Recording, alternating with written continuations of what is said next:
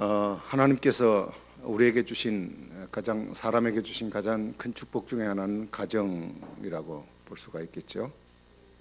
그래서 하나님은 사람 만드시고 혼자 있는 아담에 대해서 좋지 않게 보시고 그를 돕는 배필을 만드셔서 아담에게 주시고, 그리고 그로 하여금 부부의 연을 맺게 하셔서 결혼하게 하시고, 그래서 가정 공동체를 세우셨습니다.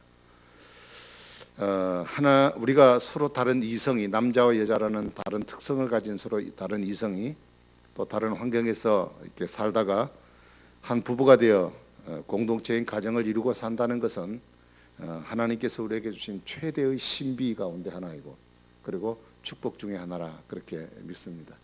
하나님이 가정을 세우신 것은 하나님이 우리를 향한 하나님의 그 계획이 계시고, 그 계획하신 바를 이루시려고 돕는 배필도 주셔서 이렇게 결혼하게 하셔서 가정을 이루셨기 때문에 가정이 행복해야 하고, 그리고 든든히 서야 되고, 그리고 하나님이 원하는 아름다운 뜻을 이뤄내는 가정으로 만들어져 가야 할 사명을 안고 있습니다.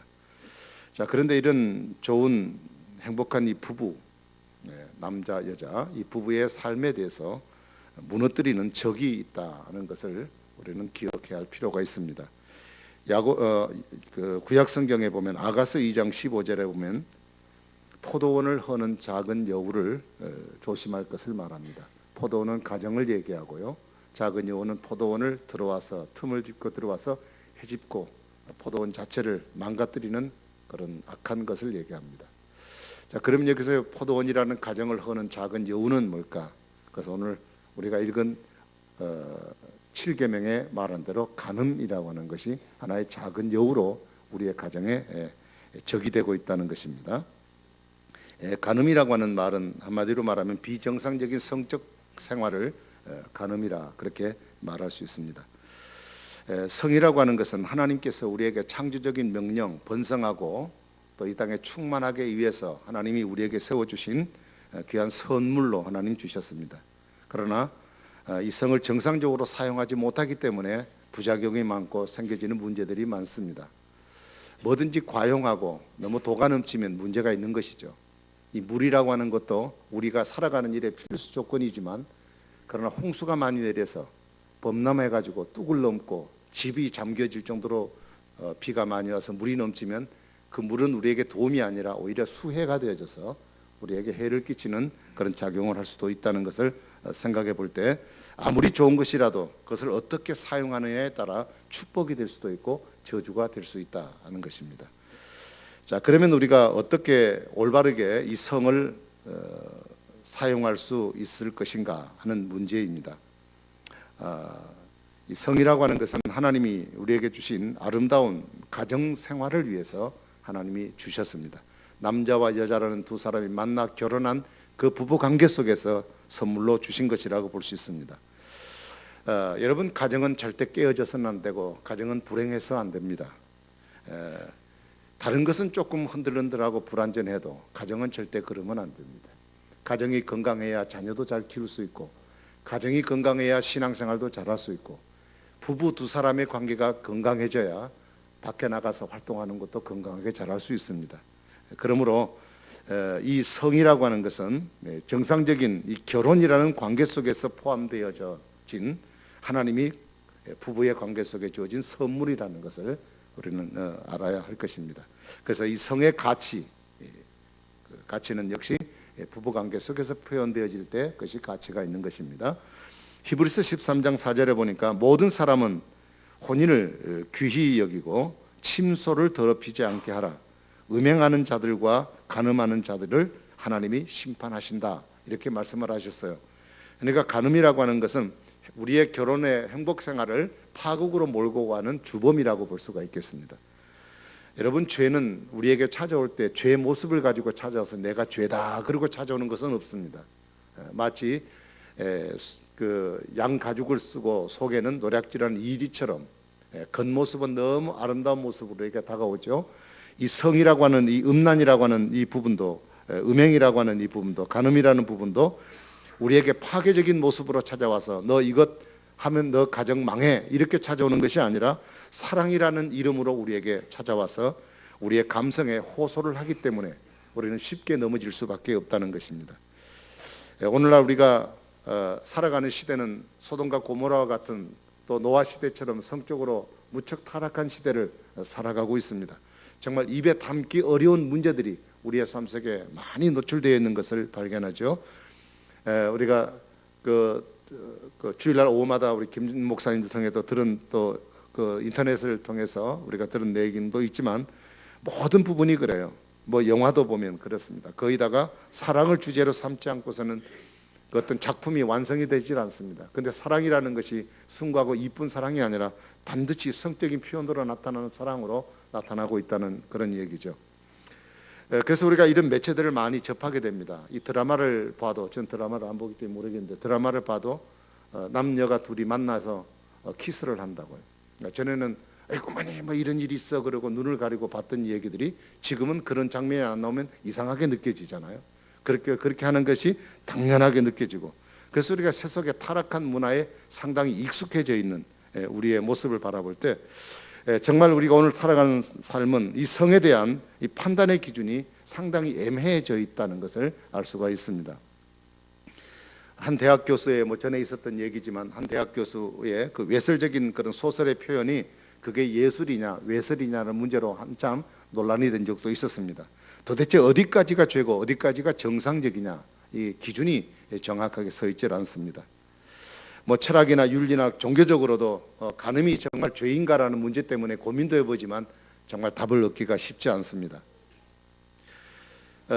이 간음이란 말과 이 간통이란 말을 두 개를 그 사전을 보니까 사전적 의미가 그렇게 되어 있습니다. 간음은 비혼인 관계인 남녀가 가지는 성교 행위 이렇게 되어 있고요. 간통이라는 것은 배우자가 있는, 그러니까 결혼해서 아내와 남편이 있는 사람이 그 다른 사람과 성관계를 갖는 것 이렇게 표현되어 있습니다. 근데 제가 바라볼 때는 이 간음이라는 말 속에는 모든 비정상적인 성행위가 모두 다 간음에 표현된다고 얘기를 할 수 있습니다. 특별히 간통이라는 것은 부부관계 속에 통하는 이야기라고 볼 수가 있죠. 근데 이 간통이라는 말도 여러분 이미 보도상을 통해 알지만 헌법재판소에서 판정 내린 거 아시죠? 헌법재판소는 한 국가의 가장 보수적인 선 라인입니다. 그 헌법재판소가 무너지면 모든 것이 다 가치가 무너지는 거라 볼 수 있어요.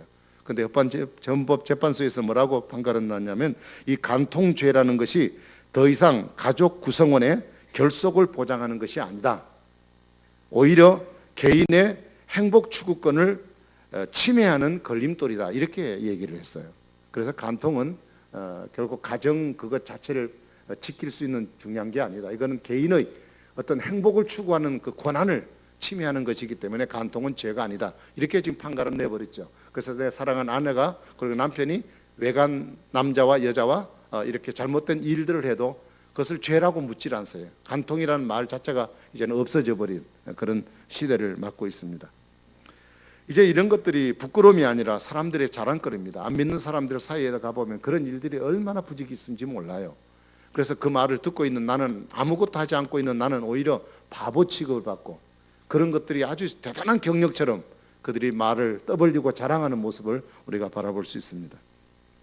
여러분, 그러나 기억하십시오. 아무리 시대가 그렇고 사람들이 그렇게 마음을 먹고 생각하고 있다 할지라도 절대 진리인 하나님은 말씀하십니다. 간음은 죄라고 말씀하십니다. 철학이 뭐라 하든, 윤리가 어떻게 규정되어 있든, 시대의 흐름이 어떻게 말하고 있든 살아계신 하나님은 간음은 잘못된 것이고 죄라고 말씀하고 있습니다.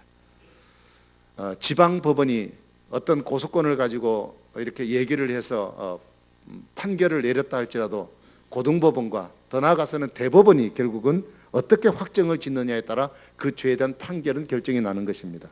세상에 아무리 뭐라 그럴지라도 이 세상을 만드시고 법질서를 만드시고 가정을 세우신 하나님, 창조자 하나님 앞에서 볼 때 그분이 간음죄라고 선언하셨기 때문에 사람들이 뭐라고 하든 그 자체는 죄임을 우리가 기억해야 합니다. 그러면 이 간음이라고 하는 것은 육체적인 접촉만 있어서 그것이 간음죄인가 하는 문제입니다.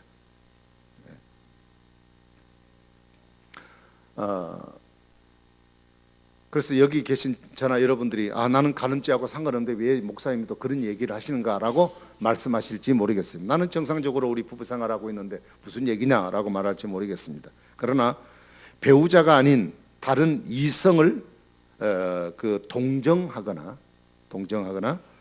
그리고 본인이 어떤 이성에게 동정을 받기를 기대한다면 이것은 큰 범죄로 이어질 수 있는 충분한 소지가 있다고 보는 것입니다.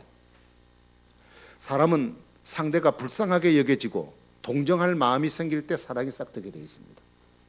그래서 불쌍하고 어려운 이성을 바라볼 때 내 마음에 동정하고 싶은 마음이 생긴다.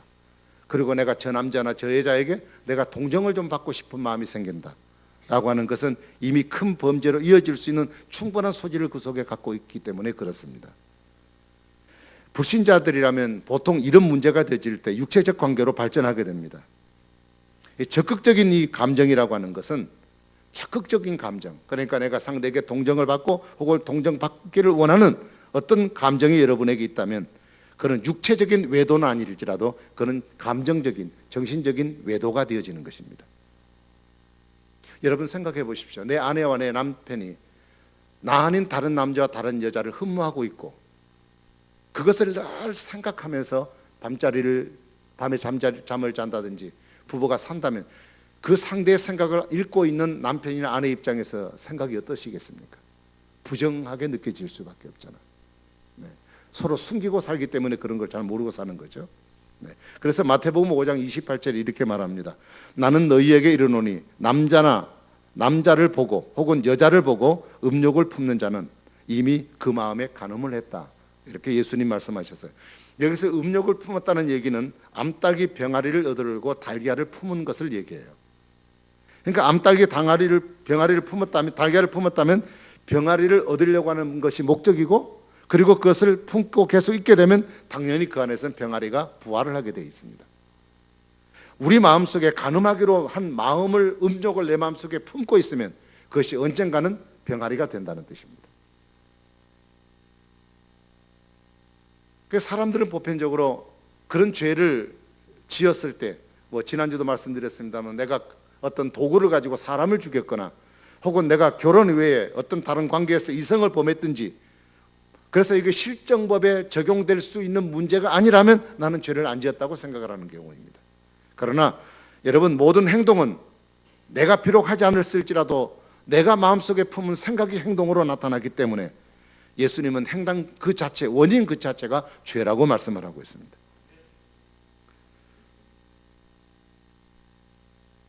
그래서 여러분, 우리가 이 간음이라고 하는 것이 얼마나 무서운 것인가. 자신의 삶을 파괴하는 것뿐 아니라 다른 가정까지 파괴하는 것입니다. 내 가정이 귀하면 다른 가정도 귀합니다. 내 가정이 보호를 받아야 된다면 다른 가정도 보호를 받아야 합니다. 나의 행복의 요람인 가정을 나의 욕심 때문에 혼란에 빠뜨리는 것은 가정을 세우신 하나님에 향한 정면적인 도전이고, 그리고 나와 함께 인생을 같이 하게 살겠다고 같이 삶을 살고 있는 사랑하는 배우자에 대한 잔인한 죄가 되는 것입니다. 그래서 이 십계명을 통해서 우리에게 주신 교훈이 두 가지가 있습니다. 하나는 결혼하지 않은 미혼자에게는 성이라고 하는 것은 절제를 하면서 가정을 충실하게 준비해야 된다는 것을 말씀하고 있는 내용입니다.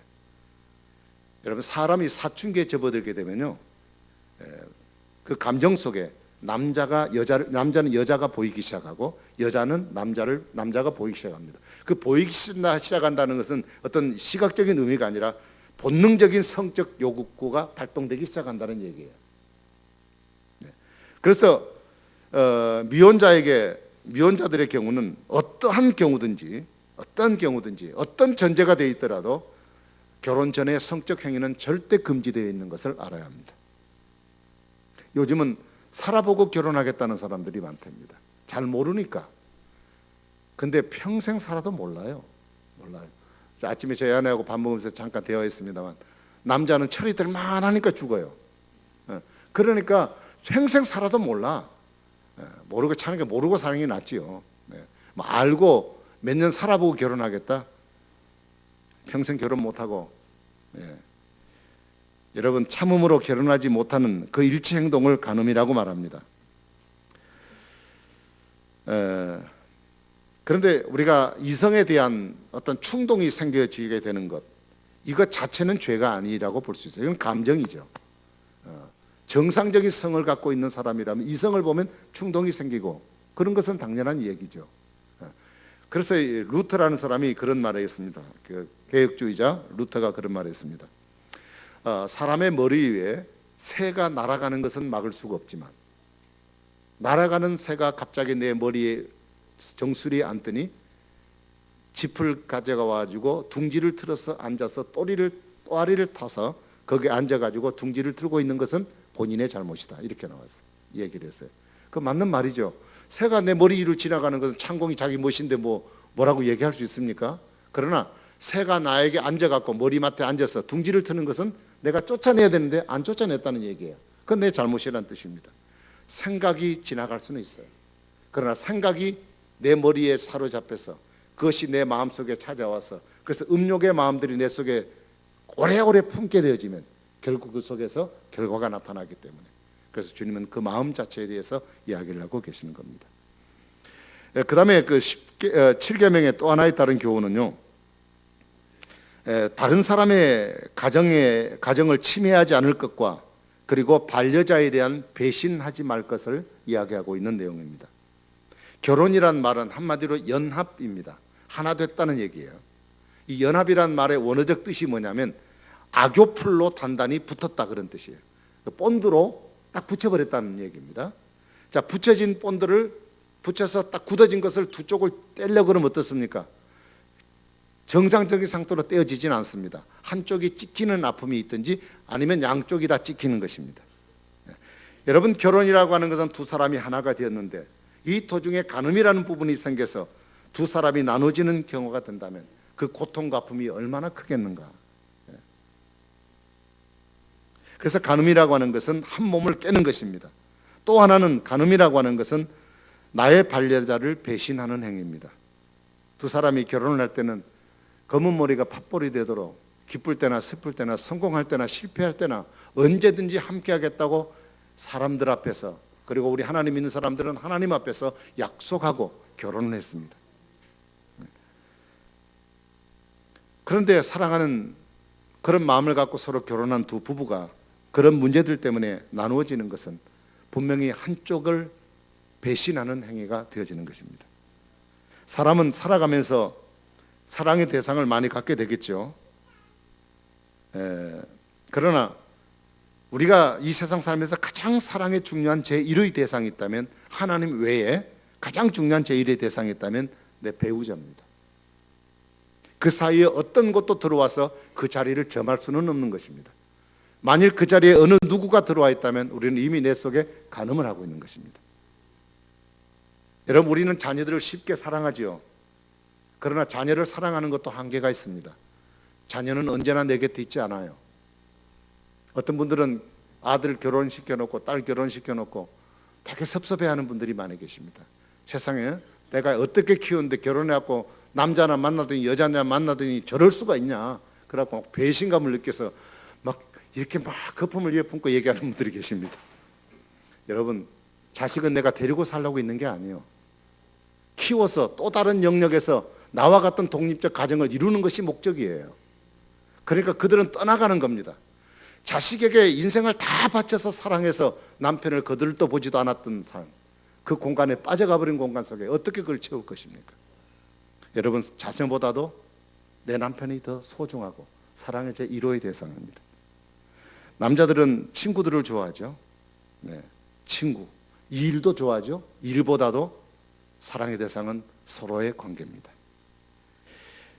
요즘에는 동물을 집에서 많이 키우기 때문에 이 동물 키우는 문제를 얘기하면 시험 받는 분도 계시고, 이제 뭐 목사님들 사이에 그럽니다. 앞으로는 아마 개가 아프다고 목사님 신방 가서 안수해 주세요 할 시대가 반드시 올 것이다. 반드시 옵니다. 틀림없이 옵니다. 그 시대가. 네, 옵니다. 그러면 이제 개 전문가 목사님을 모셔야 되겠죠. 뭐 좀 상담도 해봐야 되니까. 저는 그런 거 못하니까요. 네. 뭐 개를 키우신 건 여러분의 뭐 가정의 어떤 시간적 여유를 위해서 뭐 또 어떤 일을 위해서 나름 키우면 뭐 그거는 여러분의 할 일이니까 상관없습니다. 뭐 그렇게 하시도 상관. 근데 좀 지나친 부분은 좀 해야 됩니다. 제가 엊그저께 그 목사님들 모임에 갔더니 어느 교인 얘기가 나왔어요. 개 장례식을 치렀다는 거예요. 그 장례식을 치는데 어떤 정도 치느냐? 지인들을 초청한 거예요. 그래서 그거 개를 화장하는 또 화장터가 따로 있다네요. 네. 그래서 화장해서 그러니까 사람에게 장례식 하는 식으로 장례식을 하는. 좀 지나치잖아요. 근데요, 애완동물이라는 거, 동물을 키우고 보면 정이 생겨요. 그러면 그 동물가 떨어질 때 그 눈물이요, 억제가 안 된답니다. 그러니까 이 개는 정을 줘서는 안 돼요. 정줄 동물이 아니에요. 하나님이 그렇게 우리에게 개는 준 것이 아닌데 사람이 너무 과다하게. 그래서 아이고, 내 남편도 믿을 것도 아니고 사랑도 안 주고 그러니까 뭐 차라리 개 보면 더 행복한 거 좋은 것 같다, 그렇게 생각해서 개를 키우신 분들이 계신지 모르겠는데, 조금 좀 그런 것은 우리가 잘못한 일이 아닌가 생각을 합니다. 뭐 죄송합니다. 너무 제가 그걸 나쁘게 평가하려고 한 건 아니고 너무 과도하게 지나쳐서 제가 말씀드린 겁니다. 그러므로 오직 우리가 남겨진, 내 속에, 내 가운데 남겨진 사람이 있다면 부부밖에 남는 게 없습니다. 그래서 젊은 날 두 부부들이 서로 같이 사는 법을 배워야 돼요. 자식 다 결혼하고 빠져버리면 두 사람 영감할머니만 남아야 돼요. 평소에는 눈도 마주치고 않고 살았던 사람들이 이제 남은 20, 30년 동안 어떻게 보고 살랍니까? 못 살아요. 그러니까 밥만 먹으면 남편은 또 어디 가버리고 여자는 또 어디 가버리고 각자 다 놀아버려요. 여러분, 부부만이 일생을 같이 합니다. 신성일 같이요, 바람둥이 남편이라도 명란 씨가 암에 걸리니까 그래도 곁에 와줄 수 있는 사람, 그래도 곁에 와줄 수 있는 사람. 여러분, 인생에 살아가는 사람 오직 사랑의 대상은 발제자밖에 없습니다. 부부는 기뻐도 슬퍼도 부도를 당해도 성공해도 평생 같이 해야 됩니다.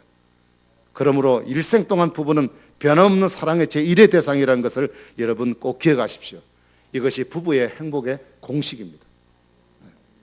자, 그러면 좀 시간이 됩니다만, 그럼 어떻게 하면 우리 부부가 좀 행복해질 수 있을까라는 얘기를, 제안을 몇 가지로 여러분이 한 두세 가지 드리고 마치겠습니다.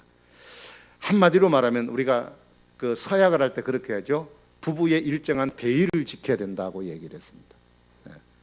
그럼 우리가 어떻게 해야 그 대의를 지킬 수 있는 것인가? 첫 번째는 부부는 서로의 의무를 다해야 됩니다. 각자 갖고 있는 해야 될 의무가 있습니다. 부부끼리 싸우는 이유가 뭐냐? 내가 받아야 될 내 권한만 주장하기 때문에 부부는 싸우는 거예요. 부부는 서로의 의무를, 책임을 져줘야 될 필요가 있습니다. 고린도전서 7장 3절에 보니까 남편은 그 아내에 대한 의무를 다하고 아내도 그 남편에게 그렇게 하라 그랬어요. 그런 의무라고 하는 것이 첫 번째는 어떤 그 필요가 있습니다. 남편은 남편으로서의 필요가 있고 아내는 아내로서의 필요가 있어요. 살아가는 일에. 뭐 크게 대분해서 말한다면 남편은 존경받기를 원해요. 가족에게. 사랑한 아내에게 우리 남편 정말 멋있어, 난 당신 믿어, 이 존경을 받기를 원해요. 그리고 아내는 무조건 사랑을 받고 싶어요. 그 필요가 있다고요. 그 필요를 채워주는 거예요. 의무라고 하는 거는. 내가 사랑받으려고, 내가 존경만 받으려고 애를 쓰면 싸움이 일어나요. 그러니까 서로의 필요를 도와주는 마음을 가져야 돼요. 그래서 돕는 배필이라고 얘기를 했습니다.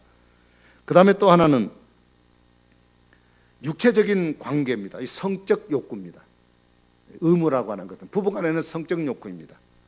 뭐 이 대낮에 제가 이런 얘기를 또 연세 드신 부모님도 계신데 말하기가 좀 그렇지만, 부부간에는 일정한 어떤 그 규칙적인 그런 그 관계들을 통해서 아내나 남편에게 그 욕구를 충족시켜야 될 이유가 있습니다.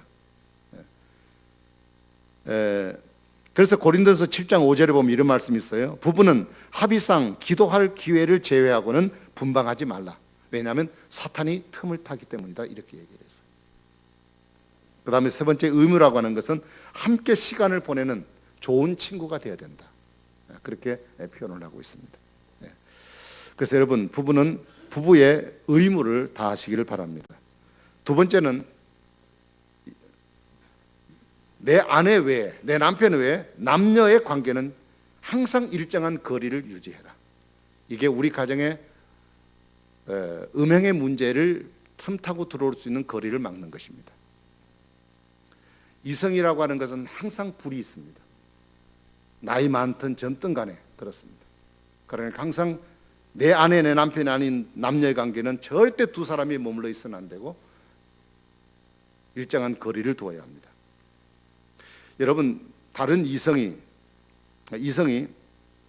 그러니까 내가 어느 집사님에게 부부의 불만에 대한 얘기를 하게 돼요. 이래서 우리 남편이 싫고 이래서 나 싫다고 얘기를 하게 돼. 그럴 때 그 말을 들었을 때 절대 듣지 말라는 얘기예요. 부부의 간의 이성의 그 문제, 깊은 문제를 나눈다는 것은 이미 그 남자에게, 그 여자에게 대한 관심이 있는 거예요. 그는 일종의 신호입니다, 신호.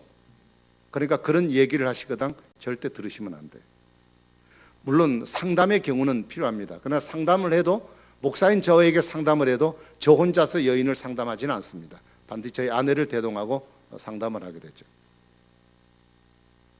그리고 여성들은 다른 남성에게 칭찬 듣기를 좋아하면 안 돼요. 우리 남자는 항상 무뚝뚝해서 외모를 봐도 별로 관심도 없고 뭐 얘기도 안 해주니까 다른 남성에게 칭찬을 들으려고 생각하는 경우가 있습니다. 우리들 좀 고쳐야 될 부분이 있습니다. 교회 올 때 예쁜 옷 입고 오신 거 좋습니다. 바깥에 나갈 때 좋습니다. 집에서는 몸빼 입고, 집에서는 그냥 내복 그냥 어떻게 이상하게 걸쳐서 입고 흘렁흘렁 입고 다니고, 밖에 나갈 때는 멋있게 그것도 허벅지 드러내고 다니면서 그냥 흔들 거 다 흔들면서 이렇게 다니는 모습. 도대체 누구 좋으라고 한 얘기냐? 누구 좋으라고 한 얘기?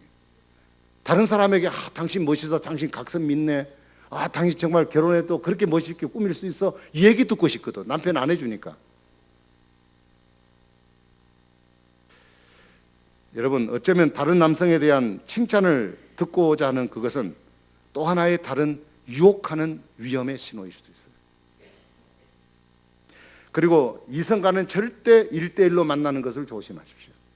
교회 안에서도 아무도 없는데 1대1로 남녀는 만나서는 안 돼요.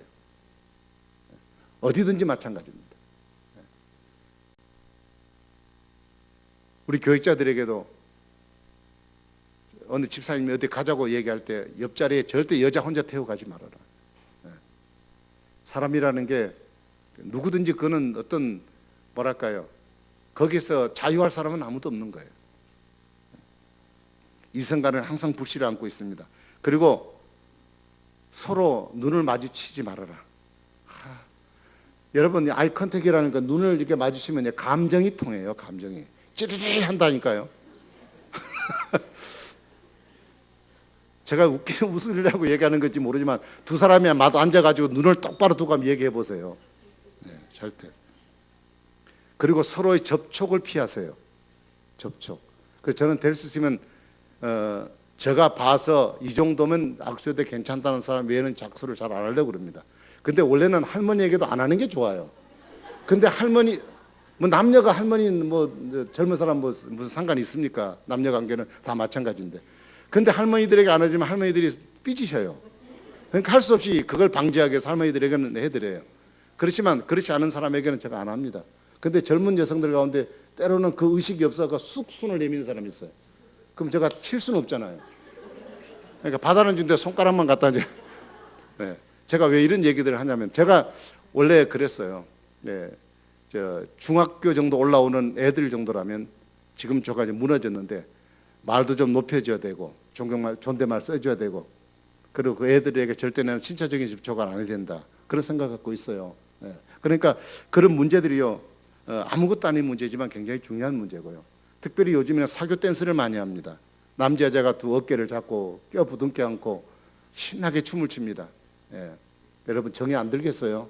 네. 그러니까 절대 그런 일들, 여러분 분위기 만들어 나간 일들 하지 마시길 바랍니다.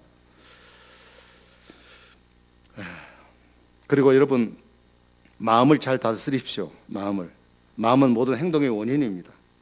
야고보 1장 14절 15절을 보니까 각 사람이 시험을 받는 것은 욕심에 끌려드는 거예요. 근데 욕심이라는 게 나중에 어떻게 되냐, 사망까지 이르게 된다고 그랬잖아요. 그러니까 사람은 생각하는 대로 되는 거예요. 내 마음에 먹은 생각이 그대로 표현이 되는 겁니다. 내 속에 음란한 생각 갖고 있으면 그것이 음란한 것이 나타나게 되는 것입니다. 그러므로 생각의 방향을 내가 통제하지 않으면 이 생각은 마음대로 뻗어나가게 되어 있다는 것을 여러분 꼭 기억하시고, 나 자신을 절대 대수롭지 않게 여기지 마세요. 대단한 존재입니다.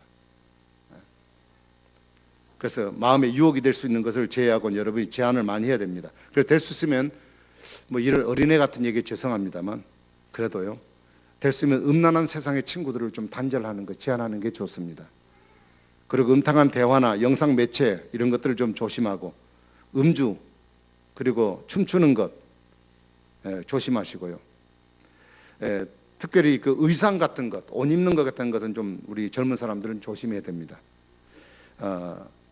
그 교회 안에서 배꼽티를 입고 오고, 그 다음에 허벅지 드러나도록 이렇게 짧은 옷들을 입고 오고, 어깨가 다 파져가지고 그냥 거의 걸쳐갖고 오는 그런 분들도 계시고, 자기는 편리해서 왔겠지만 보는 사람 입장은 상당히 유혹이 됩니다.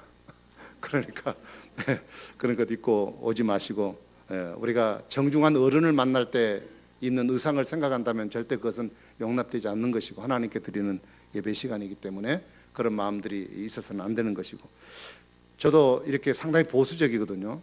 그래서 그런 것 볼 때마다 막 그냥 마음이 틀리고 그러는데, 근데 어느 순간인가 아가씨들이 배꼽티를 입고 다니는 모습이 이뻐 보이더라고요. 아, 참 이쁘다, 그런 얘기들. 그 이쁘다는 게 다른 의미는 아닙니다. 그게 눈이 적응이 돼 버렸어요. 그래서 그렇게 입는 게 그냥 이쁘고, 그리고 미니스커트 딱 입고 다니는 게 아주 또 단정하게 보이고 그러더라고요. 그래서 나도 별 수 없는 존재구나, 그런 생각을 가졌습니다. 어쨌든 우리가 그런 의상조차들도 내가 다른 사람에게 그런 거리가 되는 것을 항상 생각하고, 우리 믿는 사람들은 좀 조심해야 할 필요가 있고. 죄송합니다, 너무 한가한 이런 얘기를 해서. 그리고 될 수 있으면 우리는 한가한 시간들을 내게 없어야 된다. 사람이 시간이 여유가 생기고 물질적인 여유가 생기면 반드시 또 다른 일들을 할 수밖에 없는 상황이 생기기 때문에 이런 것들을 조심해야 됩니다. 마지막으로 말씀드리겠습니다. 이것보다, 모든 것보다 더 중요한 것은 역시 기도입니다. 하나님께서 내 마음을 다스려 주시도록 하나님께 기도하기를 바랍니다. 내 몸은 하나님의 구별된 성전이라고 얘기했거든요. 여러분, 가늠하면 심판의 칼이 그 집에 머물러 있습니다. 다윗같이 유명하고 훌륭한 왕이라 할지라도 밧세바를 범한 그 일 때문에 그는 평생을 두고 하나님이 내리신 심판의 칼 때문에 그 가정은 고통을 당했습니다.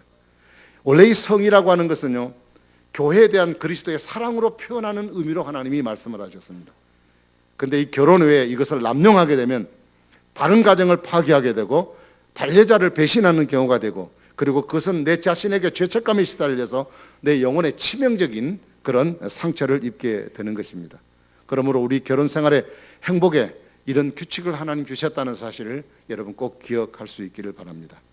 그래서 행복한 결혼 생활을 위해 기도 많이 하시고, 내 마음에 합당한 대로 그 마음이 잘 다스려지도록 기도하고, 혹시라도 지금 이 순간에 여러분 실수를 하셨거나 혹은 실수하고 있는 분이 계신다면 하나님께 회개하고 용서를 구하기를 바랍니다.